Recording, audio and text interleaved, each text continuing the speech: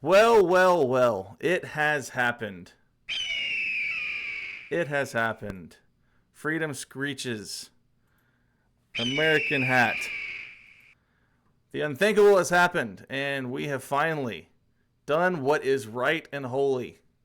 We have sacked Greg Berhalter from the United States men's national team.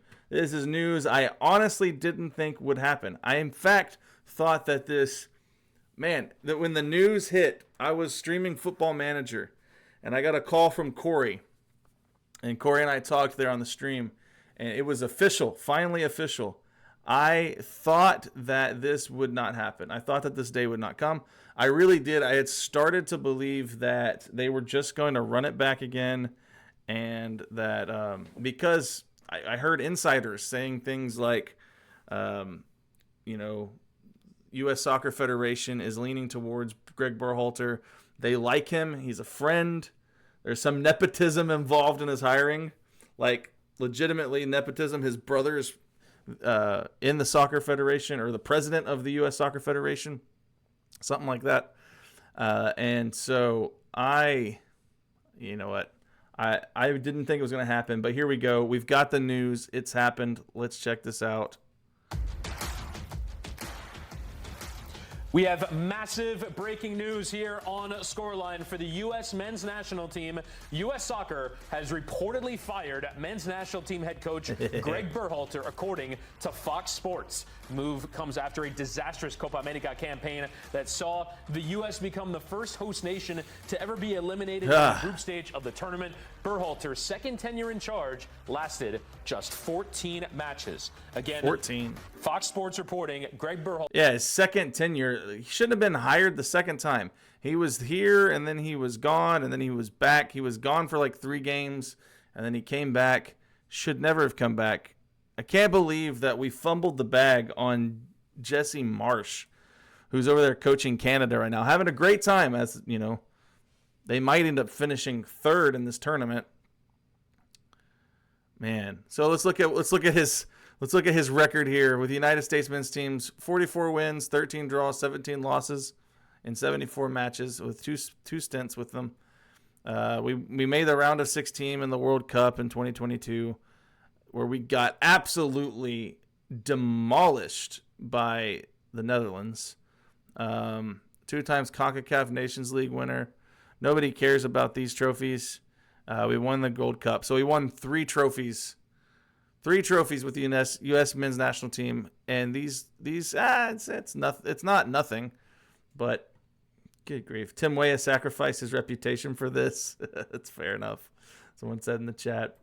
Berhalter is out as U.S. men's national team head coach. Here is his resume across the 2 stints: 44 wins from 74 games, got out of the group in the World Cup in 2022, won the Nations League, won the Gold Cup, but ultimately it seems as though his ouster comes off the back of this Copa America performance, yes, and in the overall, a lack of major victories in charge of the U.S. men's national team. Was very good against Mexico, but did not have a ton of wins. It's not even, they even don't get it. It's not even that he has not a lack of wins or notable wins with the United States. The man has a lack of notable wins in his career as a manager. Which is that's why I'm like, why did he have a job? Why did he have this job? He couldn't make it in the 2nd division in Sweden. He couldn't win a trophy in the MLS, even though he had a good winning record.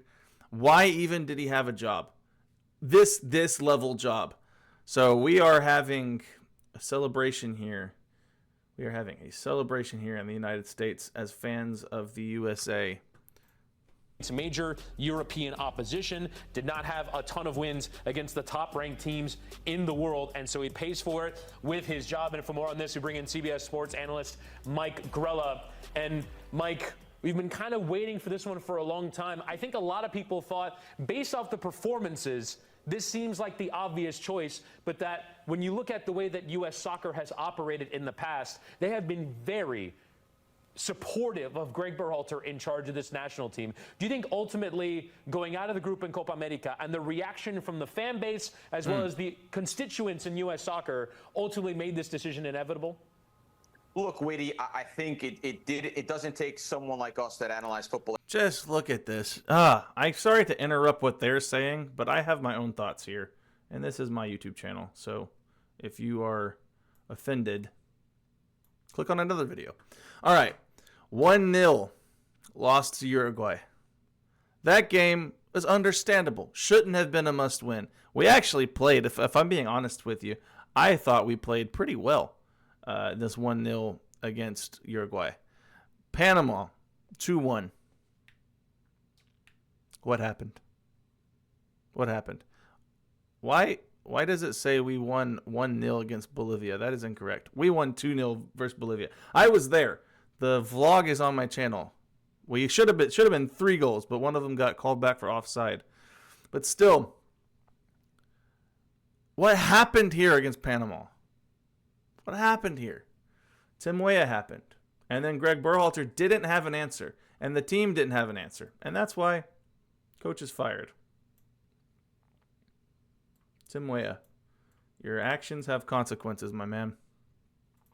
Every day, it doesn't even take the fans almost. This is something that you look at from day one to where it is now and just say, look, it hasn't really worked. And you can point at Berhalter, you can point at the players, you can point at maybe the people making the decisions above Berhalter. You can point at the results. You can point at so many different things. The sort of strange saga that happened halfway in where he kind of lost his job and was indefinitely going to be rehired or not rehired. And then the whole thing that happened off the pitch and between old friends, obviously. So I think when you look at it from start to finish, it doesn't matter where you point the finger. It just didn't work. Right. And I think that's the thing that I take away from it the most is when I think about having Berhalter as my last manager, I think what people don't really know. And that's why, you know what, they can say, they've said their piece. I'm gonna go ahead and just finish up with my thoughts here. I am so thrilled. I am so thrilled that this news came through. This was, whether or not it was his fault. I said this in my last rant video that I uploaded today. Whether it was his fault or not doesn't matter to me, because there could have been a host of things. There could have been a host of things involved here. You could have had all kinds of different things conspiring together to be the reason why the United States were grouped. Whether it's his fault or not, that's the most embarrassing performance that's ever been put out by our nation. So, yeah, you need to lose your job. You were the manager over the team. You were the manager over the team that got grouped as the host nation, which is the first time that's ever happened.